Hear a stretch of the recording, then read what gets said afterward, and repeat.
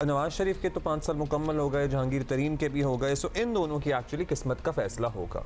उनके 5 साल नहीं थे, उनके ताहयात था। मतलब नए कानून के तहत वो कह रहे हैं 5 साल हमारे गेस्ट हमारे साथ ताहयात नाअहली का फैसला तो सुप्रीम कोर्ट ने दो को तय करना है। सुन भी रहे होंगे कि हमने खुद ही यहाँ बातें शुरू कर दी हैं, लेकिन आपसे पूछना ये है कि इलेक्शन स्केड्यूल आने के बाद सब नजरें जो हैं वो इसी जानिब थी कि कौन कहाँ से इलेक्शन लड़ेगा और लड़ेगा भी या नहीं लड़ेगा भी या नहीं, ये भी बहुत बड़ा सवाल है। तहरीक इंसाफ ने ऐलान कर दिया है कि इमरान खान जो है वो 3 हलकों से इलेक्शन लड़ेंगे।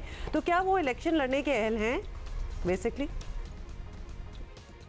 जहाँ तक इमरान खान साहब का ताल्लुक़ है तो उनको जब तक कि इलेक्शन कमीशन की जो नाअहली है, जिसको ने डिक्लेयर किया हुआ है कि वो नाअहल हो गए हैं 5 बरस के लिए, तो जब तक कि वो इन फील्ड है तब तक मेरा नहीं ख्याल कि कोई जो आरओ है रिटर्निंग ऑफिसर उनके जो पेपर्स हैं उसको कबूल कर सकें।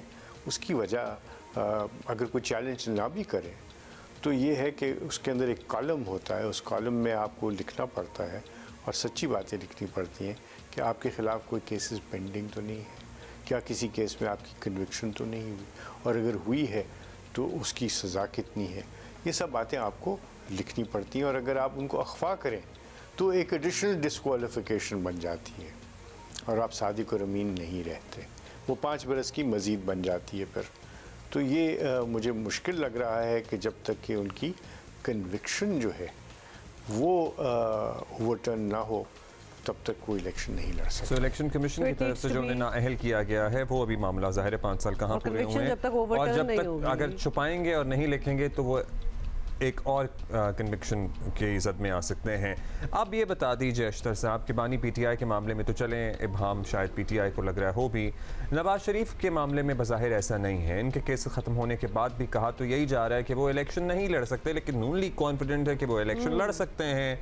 सो वहाँ क्या सिनेरियो बन रहा है?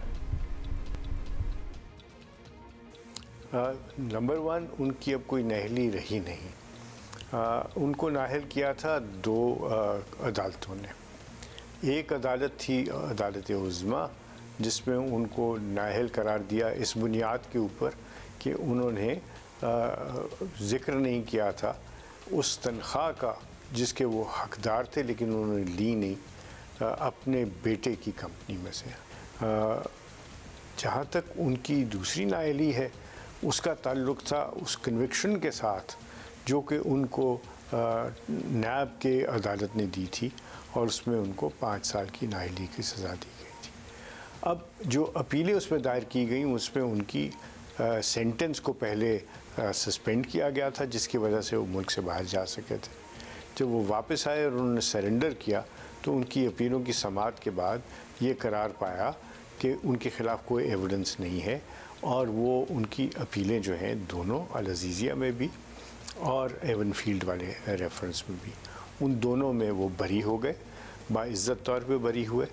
तो उस जो उनकी जो बरी हो गए उसकी वजह से उनकी कन्विक्शन सेटिसाइड हो गई और उस कन्विक्शन में उस नाअहली का भी ज़िक्र था, इसलिए वो भी ख़त्म हो गया।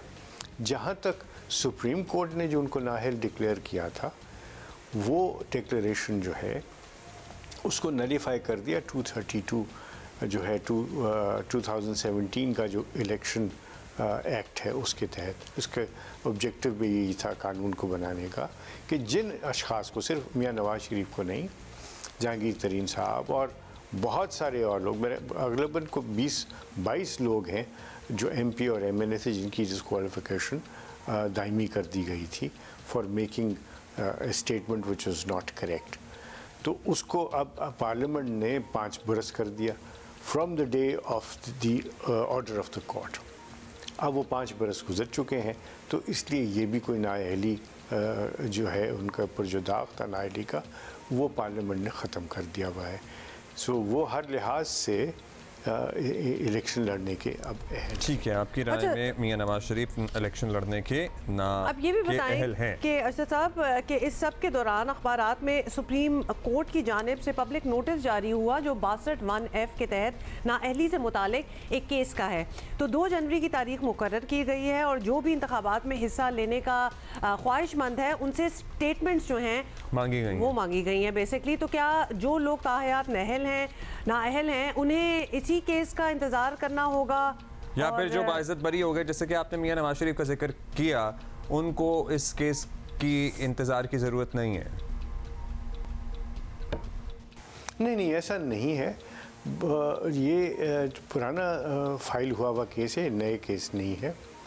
इसमें खैर चूँकि वो सब जुडिस मामला है, मुनासिब नहीं होगा कि मैं उसके ऊपर कोई कमेंट करूं। इतना मैं कह सकता हूं कि पार्लियामेंट ने जब ये सब कुछ कह दिया तो फिर वो नाअहली उनकी रही नहीं। हाँ, वो जो जजमेंट है उसके मुतालिक ज़रूर बात करना चाहेंगे लोग जिन्होंने पिटीशंस फाइल की हुई हैं, उनका जो मौक़िफ़ होगा वो तो उसमें 2 बुनियादी बातें हैं। एक कि क्या ऐसी नाअहली थी या ऐसी कोई बात की गई थी जिसके तहत इलेक्शंस को इफ़ेक्ट करती हो।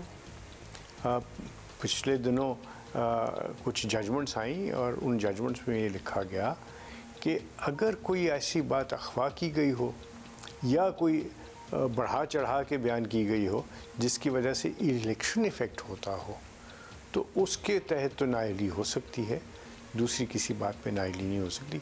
शायद उसकी भी एक तशरीह की ज़रूरत होगी। फिर आपके सामने मामला है वाडवा साहब का, उनको भी 62(1)(f) में ही नाअहल करार दिया गया था, लेकिन उनके मुतालिक भी कहा गया कि उनकी जो नाअहली है वो सिर्फ उसी इलेक्शन की हद तक है जिस इलेक्शन में उनके मुतालिक कहा गया कि उन्होंने कोई गलत बयानी की थी। ये मामला जो है उसके लिए किसी को इंतज़ार नहीं करना पड़ेगा, वो शायद इलेक्शन सारे के सारे लोग लड़ सकेंगे 232 के, अगर 5 साल गुजर चुके हुए हैं तो। जी, अगर 5 साल गुजर चुके हैं तो फिर तो जहांगीर तरीन और नवाज शरीफ, और आपने कहा उनको तो वैसे ही उनका मामला ख़त्म हो गया है। बहुत शुक्रिया आपका अशतर साहब।